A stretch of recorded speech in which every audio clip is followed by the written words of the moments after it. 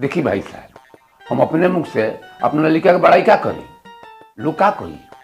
लोग कही कि देखो अपना लिखा के अपने मुंह से बड़ाई करते रहे। बाकी रहो सब देखो न तो कहब लड़का एक पीस भाई, एक पीस।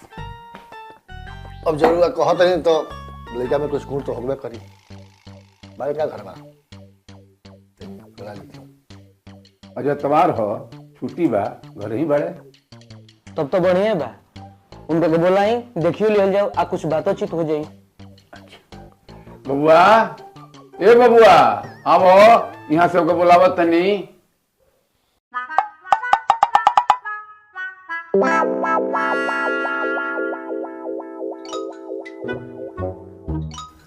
आओ आओ आओ।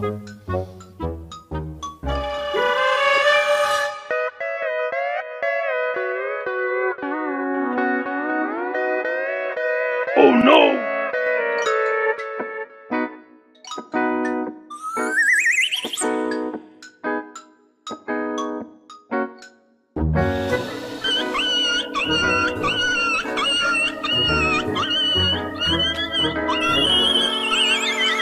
कब बाबूजी नवा तितरा लका बाबूजी के गोड़ा आवाज चिप दिया नी। बाबूजी के गोड़ा आवाज चिप दिया मजा ले बाबूजी।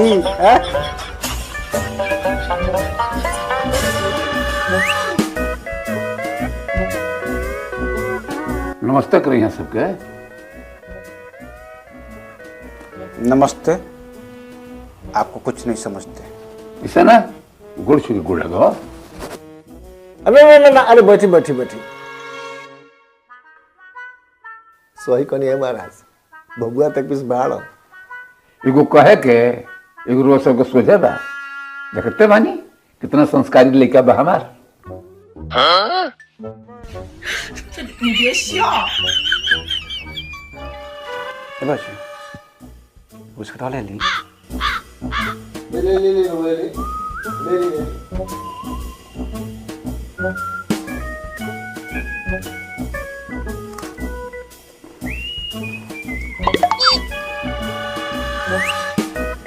देखनी कितना संस्कारी लड़का बा हमार।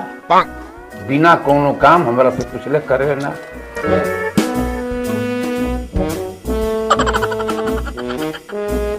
हाँ जी महाराज, ऐसा लड़का मिलल मुश्किल तो बा।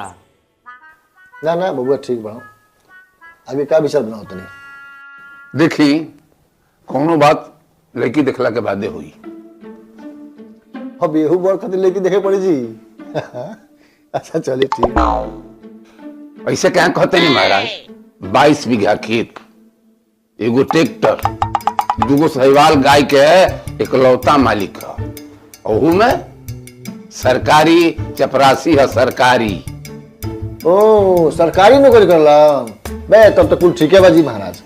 ऐसा कहा जाला कि महाजन के पैसा आ सरकारी नौकरी वाला लड़का न कोनो दोष ना होला। सब ठीक बा। चल कुछ पूछे के बा पूछ ली सब है।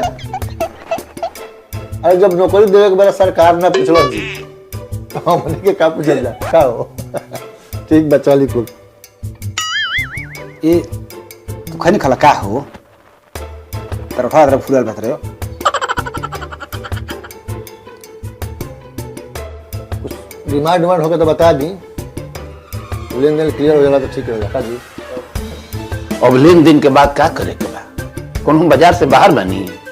सरकारी लेके के रेट का चलता वो सब तो जानते बने। तो अब हुआ खाली अपना मुंह से कहो तो ठीक न रही। इतनी बात क्लियर हो जाला हैं? देखी वो सब कहते हैं तो हम बता देते हैं। इस तरह हम दहेज के खिलाफ हैं। 10 लाख रुपया नगद दे दी, एगो 4 चक्का गाड़ी। ए जी मारुति हो? हाँ हो, मारुति है। सुनिए सब मारुति कार चाहिए। लड़की के पूरा गहना, बर्तन सीट, ड्राम सीट, बाल्टी सीट, एगो 2 पाला वाला फ्रिज आ पंखा दे देती, एगो रंगीन टीवी। देखिए हमारे लड़का स्त्री करे वाला कपड़ा पहनेला तो एगो स्त्री दे दी तोरी बढ़िया रहला जननी आ एगो डाइनिंग टेबल दे दी खाना खाए वाला। ए बाबूजी वहीं पर खाई हो। हाँ हो तुम वही पर खोई हो तोहरा खत्म ना तनी एगो पलंग सोफा सेट आ अगना में बुआ खातिर एगो अठनी भर के अंगूठी दे दी सकते आ एगो दू भर के सिकड़ी। ए बाबूजी तो पाड़ी सुने से बनू एगो पाड़ी दे दी सकते आ एकरा ऊपर से जौन वो सब बुझाई दे दी हम पर जाना चाहिए हम दहेज के लोभी लालची ना जानी ना ना अब कहे के बाद तो लौकते बा ठीक बात चली तो कल लड़की देख लिया। ठीक बा कल लेके देखे हमके चलब जा। ए बाबूजी मामू चलबो तो हमरा कहीं लिया के ना जालो। हाँ हो तू चली हो ए बाबूजी हमको बोल लड़कियों देखने की गई हो। दीदी खिली हो भाई तोहरे खत्म लेके देखे चलते हैं जा। हमरे खाती हाँ हो लगे बाबूजी हम लड़की के संगे ना रहब। कहाँ हो सनिया कहेला ना लड़की के संगे मौगो लेकर रहलम छ हमो भई का ना हो तू तो निमन लेके हो। ए बाबूजी सुन लो ए बारी हम दुल्हा बन ओ बारी सुनी जवाब बन गेल रहे बड़ी बदमाश हो बाबूजी तो। अरे तो परी ओकर बियाह रहे एबरी के तहार में बियाह हुई तू ही दूल्हा बनबो। हमार बियाह हो हाँ हो ओ बोझे बाजी अरे हाँ हो खूब बाजा री बम बम बम तिरी तिरी।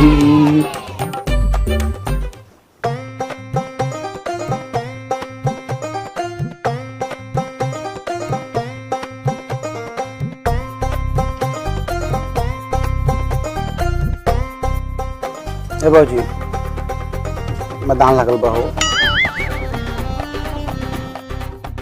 का बात जी अरे कुछ ना कोनो बात नहीं है कोनो दिक्कत बका हो जी मैदान लगल बा और छोड़ी जी मजाक करता ही रोको जो बतिया तो नहीं महाराज झाड़ा पे सबसे मजाक करला।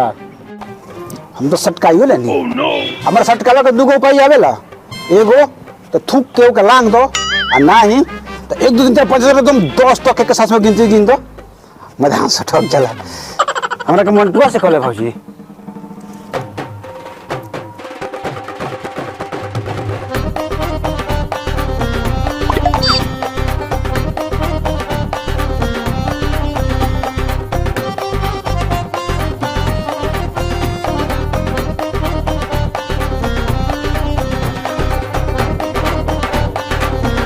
का नाम है बबनी स्वीटी कितना मीठ ना बहो। हमरा तो लड़की पसंद भी है बाकी रखे के बाद बबुआ के नु ऐसे आपस में तीन बोल बतिया लेते लो ना ठीक है बा बतिया नहीं बुआ जी। बड़का भाई चला गेलू रे इतना मोबाइल कहाँ खले रे अच्छा ऐसा था मोबाइल चला गेलू अपना सखी के मोरा से ना बतिया गेलू। बबुआ दिल के एकदम साफ हो जी।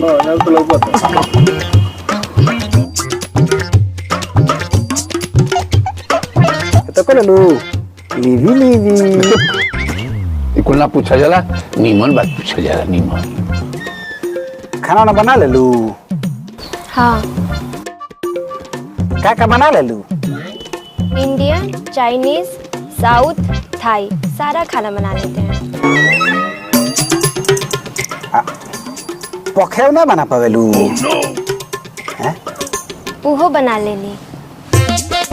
और बना सब ना करो बाबूजी काहे हो इंडियन थाई या चाइनीज तो बनाइए लेती है संग संग पखेव बना लेती है। ये हमारा ऐसा होशियार लड़का के तो वो पागल बना दी तो बियाह ना करो वो बाबूजी। 1 मिनट तू हमसे बियाह करबा चाहे ना करबा हम खुदे तारा से बियाह ना करब। और तहनियो लोग सुन लो सरकारी नौकरी के चक्कर में इतना भी आनर मत बनलो कि हैसने पागल संकी के आदमी से हमर के बियाह करा दलो।